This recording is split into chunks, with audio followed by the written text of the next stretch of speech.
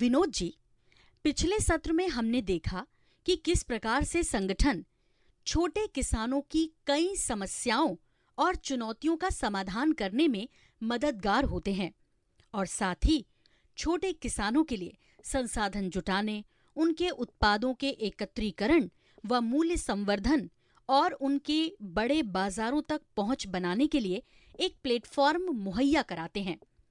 इस सत्र में मैं आपको भारत में किसान संगठनों के इतिहास के बारे में बताऊंगी।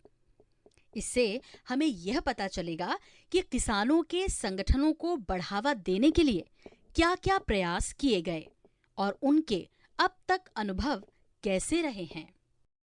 हम यह भी देखेंगे कि किसान उत्पादक संगठन एफपीओ के दो अहम स्वरूप, पहला सहकारी समिति और दूसरा उत्पादक कंपनी, किस तरह भारत में अस्तित्व में आए और अब तक का इनका कामकाज कैसा रहा। सरला जी, यह जानकारी हमारे लिए बहुत उपयोगी होगी। कृपया इसे विस्तार से बताएं।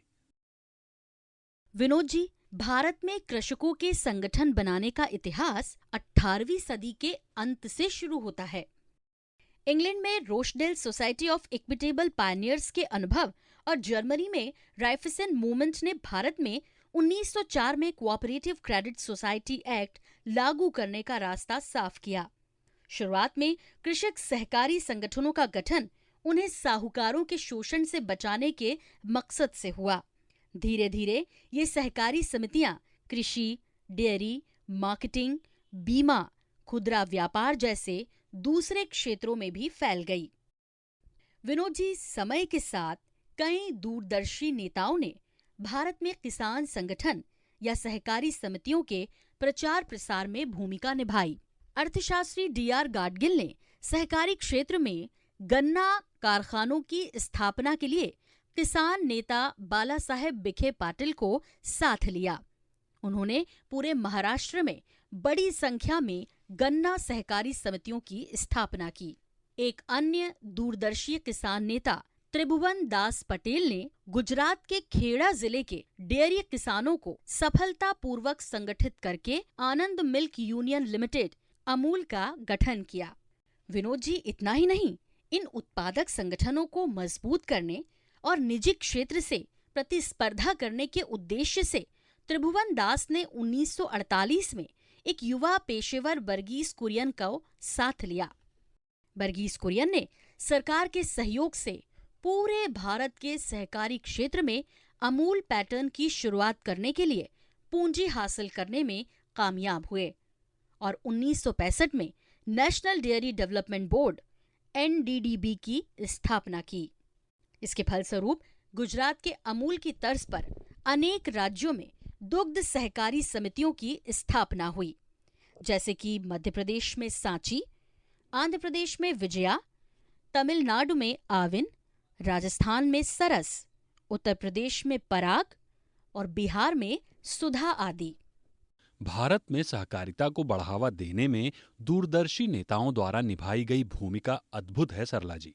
लेकिन क्या ये सभी सहकारी संस्थाएं अच्छा प्रदर्शन कर रही हैं? नहीं विनोद जी, ऐसा नहीं है।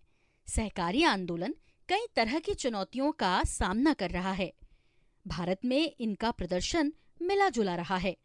इसके कई कारण हैं, जिसमें शामिल है: पहला, अपर्याप्त सदस्य स्वामित्व। कई मामलों में स्थानीय लोगों या उत्पादकों द्वारा खुद सहकारिता स्थापित करने की पहल नहीं हुई।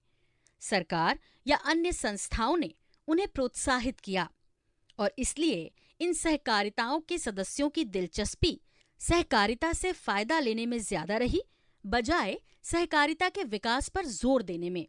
दूसरा, पैसे की तंगी।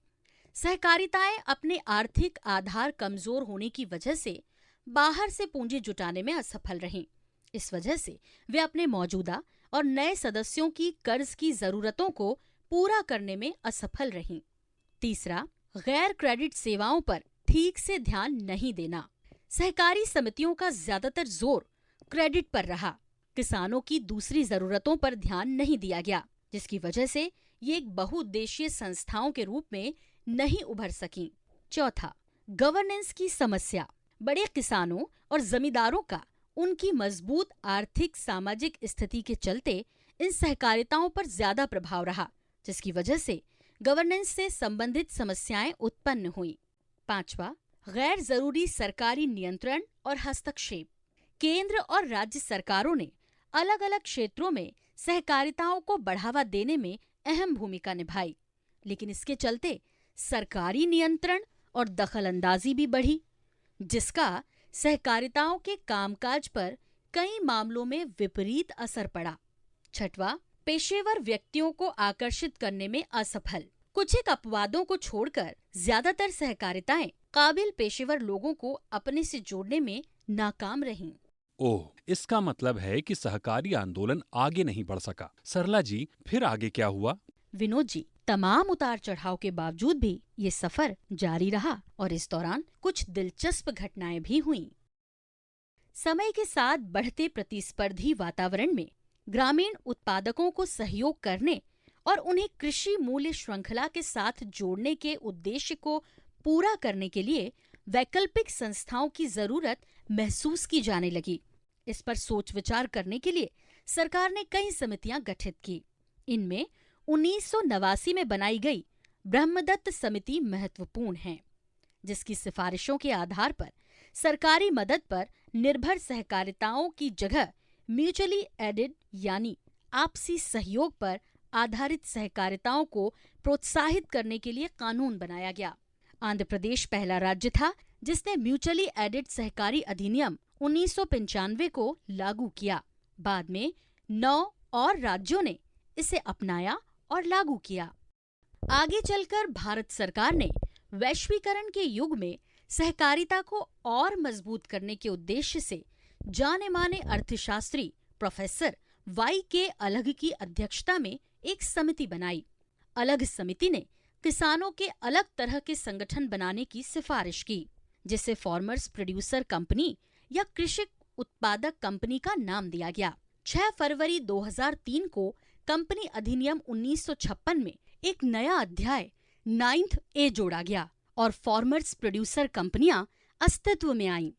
कृषक उत्पादक कंपनी यानी FPC सहकारिता और कंपनी का एक मिला जुला रूप है। एक तरफ FPC सहकारिता की सभी प्रमुख विशेषताओं को बनाए रखती है और दूसरी तरफ ये कॉरपोरेट कंपनियों को मिलने वाली सभी स्वतंत्रताओं का भी उपयोग करती है। आज देश भर में FPO यानी कृषक उत्पादक संगठनों को कई संस्थाएं बड़े पैमाने पर बढ़ावा दे रही हैं। इन संस्थाओं में SFSC, नाबार्ड, NRLM, SRLM, राज्य सरकारों के विभाग शामिल हैं। कॉरपोरेट्स भी अपने CSR के जरिए तथा बहुपक्षीय और द्विपक्षीय संस्थाएं, NGO जैसी कई एजेंसियां इस काम में जुटी हुई हैं। तो विनोद जी, आपने इस सत्र से क्या सीखा? क्या आप संक्षेप में बता सकते हैं? सरला जी, किसानों के संगठन बनाने की इस लंबी यात्रा के बारे में जानकर अच्छा लगा। रोचडेल सोसाइटी और रायफेंसन आंदोलन से दुनिया भर में सहकारिताओं के गठन की प्रेरणा मिली। भारत में सहकारिता की अवधारणा 18वीं सदी में अपनाई गई। शुरुआत क्रेडिट सोसाइटियों से हुई, लेकिन बाद में इन सहकारिताओं का धीरे धीरे खाद, बीज, मूल्य संवर्धन और मार्केटिंग जैसे दूसरे क्षेत्रों में भी विस्तार हो गया। दूरदर्शी किसान नेताओं और पेशेवरों ने सहकारी समितियों की सफलता में अहम योगदान दिया। इनमें कुछ बेहतरीन उदाहरण है अमूल, मुल्कनूर, इफ्को, क्रभको और गन्ना सहकारी समितियां। कृषक उत्पादक कंपनियां किसान सहकारिताओं का ही एक नया रूप है, जिसे आजकल खूब बढ़ावा दिया जा रहा है।